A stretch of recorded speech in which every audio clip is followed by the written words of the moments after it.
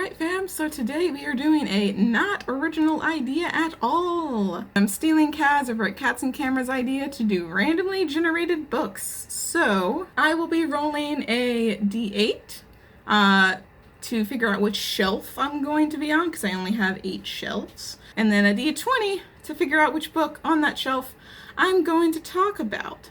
So without further ado, let's just get into the rolling of the dice.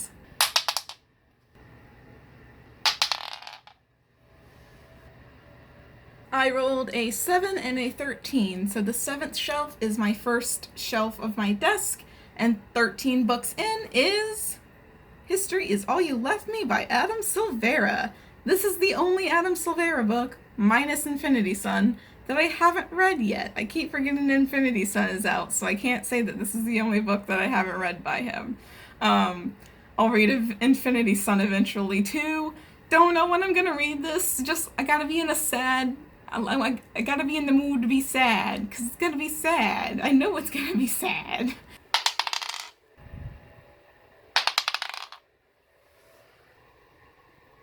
So I got 1 and 1. The first shelf is the shelf with all the Percy Jackson books, and the first book is a Percy Jackson and the Lightning Thief. Y'all, if you don't know what this book is about, I don't know where you've been.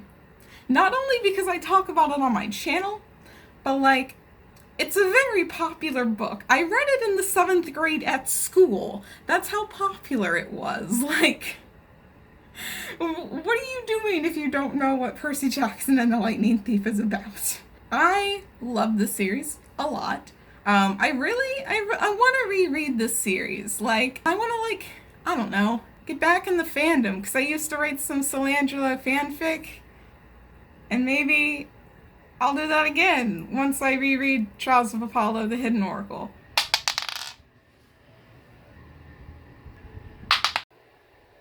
So I got the second shelf, which is the shelf that those candles are on, the top one, with all of my favorites. And I got the 8th book in, which is The Raven King. So, this is the Raven Cycle Raven King, not to be confused with the All for the Game Raven King. Very completely different books. So the Raven King is the 4th book in the Raven Cycle series. It is the conclusion to the Raven Cycle series. And it's good. It's not my favorite. It used to be my favorite book in the Raven Cycle series, but when I reread it, I was like, no, Blue Lily Lily Blue was my favorite. I don't know why. I don't remember why. The Raven King is still my favorite cover, though, I think, of the Raven Cycle. Like, I don't know. The Raven Boys is pretty lit, too. But, like, I just love the stag. Like, the blues. And, like, there's, like, ravens inside of it. I don't know. It's real cool. It's real cool. All the Raven Cycle books are real cool.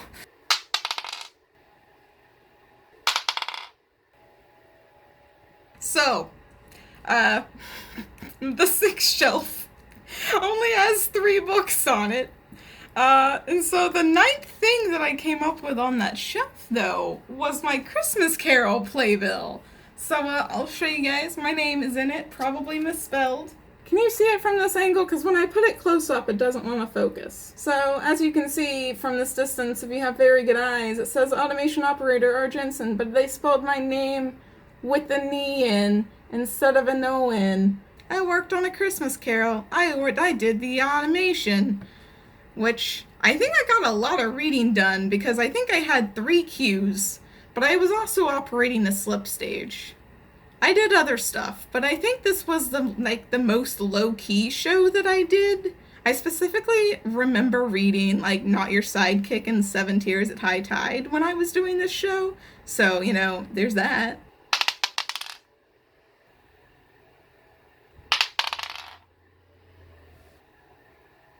So the 8th shelf is the 2nd shelf on my desk, and the 10th book was Sovereign, which is the sequel to Dreadnought. I can't tell you anything about Sovereign because I haven't read it, and I haven't even read the back, so, like, I don't actually know what the sequel entails, but I can tell you all about the first book because I have read it.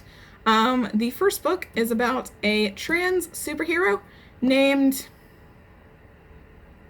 Danny, full name Danielle. She is a trans woman. And it's all about her, like, taking on the mantle of Dreadnought, which is a typically masculine superhero. And obviously, since she's a trans woman, everybody is like, blah, blah, blah. You can't be a trans woman. You can't do that and be Dreadnought. Blah, we're transphobic. So, it's lit. I highly recommend it. And I can't wait to read this, even though I picked it out of my, I picked it for my February TBR jar picks, and then I didn't read it. Shaking my head at myself.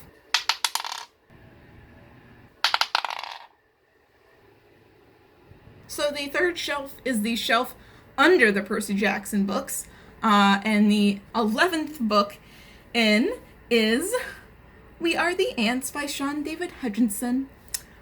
So this is probably one of Sean David Hutchinson's most popular books, but if you are not familiar with it, it is about a guy who gets abducted by aliens and is told that he can save the world if he presses this button. But throughout the book, he's like, I don't know if I'm going to press the button because his boyfriend just committed suicide and his grandma, I think, has Alzheimer's. It's in the inside of the book, so I can't check it. But yeah, so his life kind of sucks. He gets bullied a lot in school too. Like really badly. So yeah, he's like, I don't know if I want to save the world. The world kind of sucks. So it's about dealing with that. It's really good.